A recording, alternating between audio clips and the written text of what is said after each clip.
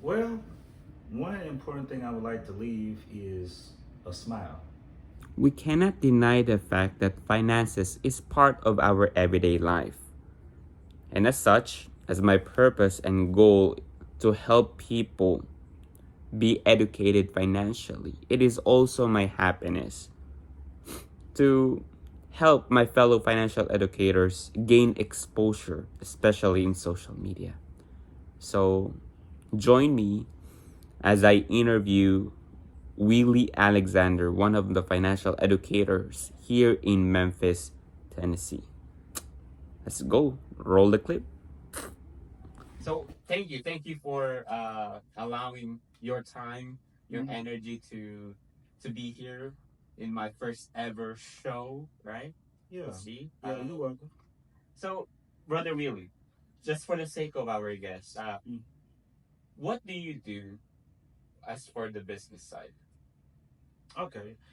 So what I do right now for as the business side of financial education is I'm a financial educator. Okay. Still in the phase of learning myself so I can teach others what I know.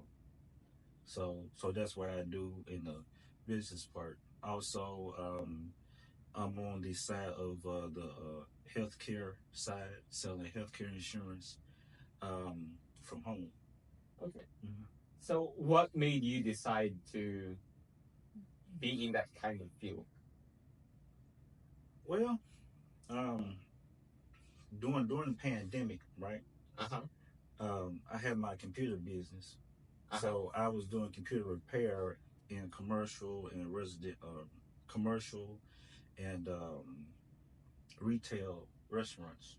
So during the time of the COVID, it started around 2020, and my business started to decline as far as serving my clients. Mm-hmm. So how I got into the financial industry was that I had to find something to supplement my computer business as it was going down.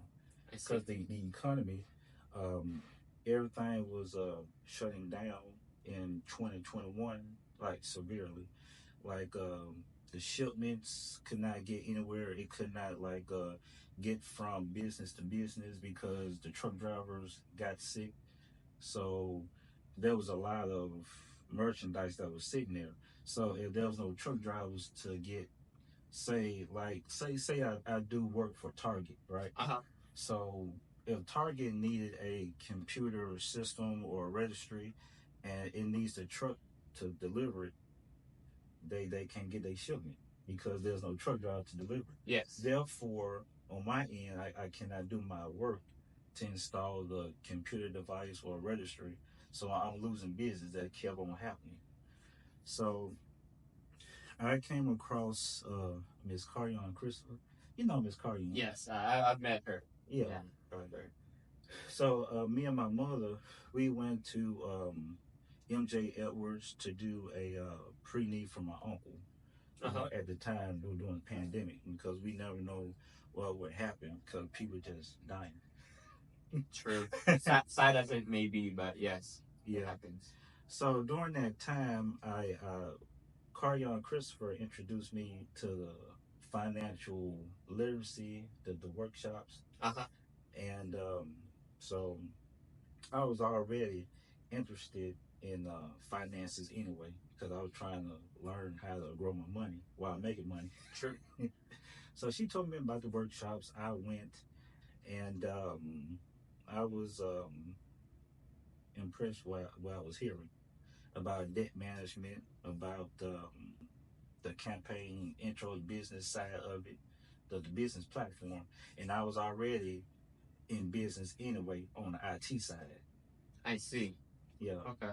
So when Cardion told me about it, I said, I'll give this a try. So that's how I got started in the financial industry. She introduced it to me, even though I was already had business mentality and I was trying to do something with finance anyway. Yes. Well, Yeah, well, yeah, money is not everything, right? yeah. Money is not to be loved, right? But Mhm. we know that money is important especially in our lives today. Would you say that is correct? Yeah, yeah. I mean, money helps you to get things, use it as leverage, but you don't want to dedicate your life to True. it. But with that said, right, the green, right, the financial green, the business, the money on that aspect. Speaking of green, I also love all natural green products such as Bella styling cream. It contains no chemicals nor synthetic ingredients. So DM me to learn how to avail this product. Uh, all that has no power unless you apply it. So tell me, uh, my brother, really, how is financial education important to have? Mhm. Okay, all right. So, isn't financial education is important because you gotta know how to handle your money. True. You gotta know how to handle. Um, if you're trying to like work towards retirement or trying to be better in life, you gotta know some basic rules of finance to get to where you're going. Or if you don't, you're just working from day to day, paycheck to paycheck, and you're doing a lot of spending. True. Just like a debt management courses that's out there. If you don't know how to stop spending, you won't know how to um, discipline yourself Mm-hmm. to have that money and put into a vehicle that will grow. You know how to spend, but you don't know how to stop spending and let it grow. Yes, absolutely. Because you know, some people they live paycheck to paycheck, and it's very difficult. And with your industry, you're trying to educate people how to be wise with their money. Yes. Yeah. So if you can give us, I know you've talked about before the rule of 72. Now, for the sake of our guests, so what is the rule of 72, and how can you apply it in your own finances? Okay, well, the rule of 72 is where you have like the number of um, okay, say like you have your interest rate. Yes. Right? Uh-huh. The interest rates, I get it determines how much gain or how much money that's added to the principal, like the face amount, whatever you trying, what money you trying to borrow. But with the interest rate, say like 8%, you divide that by 72, the rule of 72. Uh-huh. So you divide that, say, you have a Seven- calculator? 72 divided by 8, I believe that's 9. Yeah. Okay. Say like 9 years, right? 9 years. So 72 divided by 8 equals 9. 9. And Yeah. 9 equals the amount of years. Yeah. That's how much it takes for your money. That money will grow, or the interest rate will grow the money in 9 years. Yeah. Grow in the sense of doubling it. Double. Yeah. Okay. Yeah. Doubling. Mm-hmm. Oh. So basically, in other words, the rule of 72 can work for you and against you. Yeah. Okay, because when you're borrowing money, it'll take more time for that money to be paid off. But if you're, say for example, your investments, right? And when you use the rule of 72 for your investments, that that can work for you by means of knowing when will your money will double. I see what you're saying. Okay. I was doing the calculation against. Yeah. Okay, so in 9 years, it would be 20,000 plus 20,000, so you have 40,000. Yeah. That's correct. Okay. Yeah. So the first one is correct. Yeah. Okay. All Yeah, right. you're right. Well, thank you for that clarification. But it's fascinating. So right now, how do you apply those in your own finances? Well, for one thing, I no longer buy a $20,000 car. Fascinating. So, in the money that I make now, say like you set back like 5%, 10% of what you earn. Uh-huh. I try to do that with every paycheck that I make. So you save up to 10%. Yes. And where do you put that? And I put that into a compound interest account. Wow. Uh, So for the sake of what is a compound interest? How does that work? The compound interest is where you have your base interest times your face amount, right? Uh-huh. And then whatever amount that you have at that end of that first month, you would add that compounded amount to your new compound interest. So okay, unlike the basic interest where you kept the same principal amount, the face amount every single month. Yeah. When it comes to compounding interest, whatever you have at the end of the month is that is the one that you will take at the beginning of the next month. Yeah, you take that amount times your interest, and then it will grow. Man, I need to invest in that up. And in the compounding interest account that you're putting in, is it available to anyone, to everybody? Yeah. Of course, the banks don't do no banks. The interest rate is real low. So for the sake of our viewers, right? When you put your money in the bank, especially in the savings, right? The average amount of percent of interest rate that you can get from a bank for your savings is 0.02%. And when you account it, when you take the rule of 70 into account, it will take you 3,600 years for your money to double in that bank. So really, you're losing if you put your money in a bank, because the bank is way smarter than us, right? Because they take that money and invest it to other investment vehicles that will make them more money, while your money is staying stagnant, right? For a period of time. Is that right? Yeah. Because I had a bank when I was in college. I had to put some money in a bank account, a savings account. I think it was HSBC Bank. Yeah.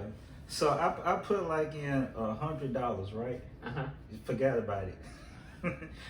So 7 years later, I still had the same bank account, which is $100 in the $100. Okay.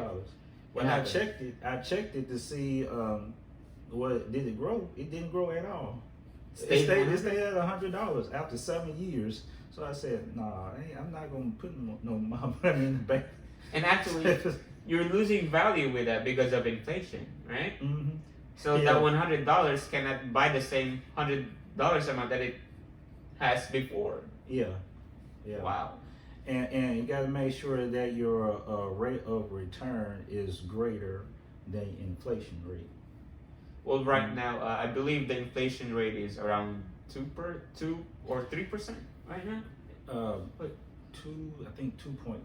2.9, which is the Fed's target, for the sake of our viewers, is 2%. Why? Well, why? Because that is the normal rate of inflation in our country in the previous years, right?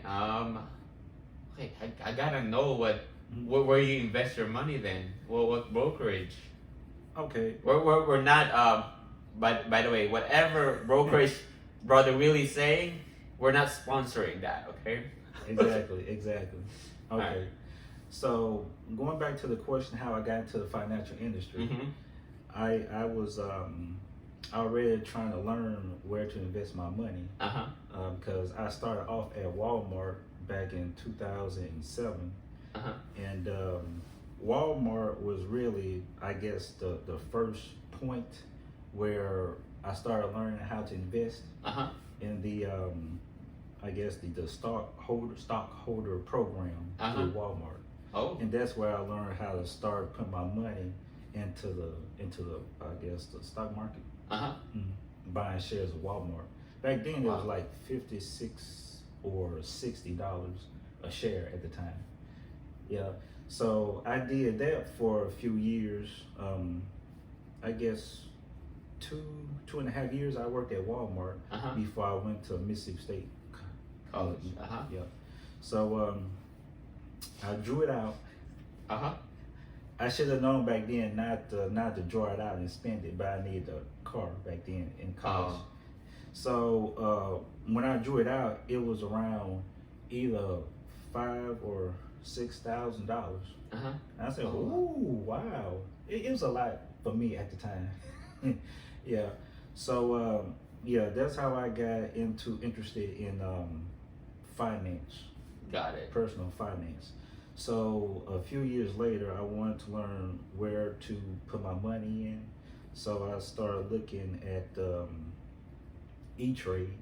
E-Trade, okay. Yeah, because I could no longer trade with Walmart. I didn't work for them no more. So did E-Trade, start putting money in there, you know, do the, what's that, the cost averaging?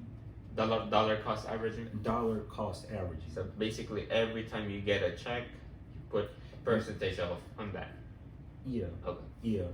Make sure you find some good investments where the company's growth is doing good for a few years. But anyway, every time you buy a stock, it'll go up, down, depending the conditions of the company and economy. But over time, the average price of the stock would you know, stabilize. Got it. So if you have 100 shares of Walmart stock, say you got $15,000 worth. All right. In about 10 years, it could probably be worth 25,000. You know, because you kept buying stock over time, regardless if the price went up or down. So that's dollar cost averaging. Yeah. Okay. Okay. Yeah. Just for the sake of our viewers again, for legal purposes, all right, returns on your investments are never guaranteed. Okay. Exactly. Right. Yeah. Okay. Yeah. Well. So one more thing. Okay. One more thing. The reason why I'm saying is because during the pandemic, but between 2020 to 2022, I had to rely on my investments to support the family through. So I realized, wow, I've been saving a lot of money, and this money been growing. You know, and I'm like, wow, it's very powerful. You know, to not spend a whole lot and put that money into something that I grow. Also, life insurance. Life insurance, of course, absolutely. Life insurance. Gotta have life insurance because you never know what would happen. I mean, never know. Basically, before you do investments, you must first have life insurance, health insurance, and I believe what else? Disability insurance. Disability insurance, yeah. So you need to check off all those three first before taking care of your investments, because what if something happens and you only have those investments to rely on? What will happen to your family, especially if you're the breadwinner of your family? So that is very important. Thank you for inserting that, Brother Willie. Yeah, you're welcome. You're welcome. All right. Well, before we close this this segment of our this interview, okay. Right. So where can our viewers find you? Well, you can find me on Facebook. My Facebook name is Willie Alexander, and also I have a Facebook page, the Financial Cornerstone. It's like the blue logo with the Financial Cornerstone on it. Perfect. I will make sure that I included it in the notes Okay. of the show. All right. So lastly, what do you wanna uh, what do you wanna serve for the entire world, or what do you wanna do as your purpose in this life? What do you wanna leave off behind? Well, one important thing I would like to leave is a smile. Smile. A Okay. smile on everyone's face. I'm the kind of person that love to help people. If I could put a smile on someone else's face, give them advice, help them out, and they generally feel good, it makes me feel good. And that's how God wants us to do, is to serve people with love, and lead them better off than we saw them at first. Perfect. Perfect. Yeah. Mhm. Well, dear viewers, I'm glad to have Brother Willie in our show today, and Yeah, thank you. he is currently serving the Memphis area, so he is here for us to be served. All right, so take care and stay awesome. All right. Bye bye.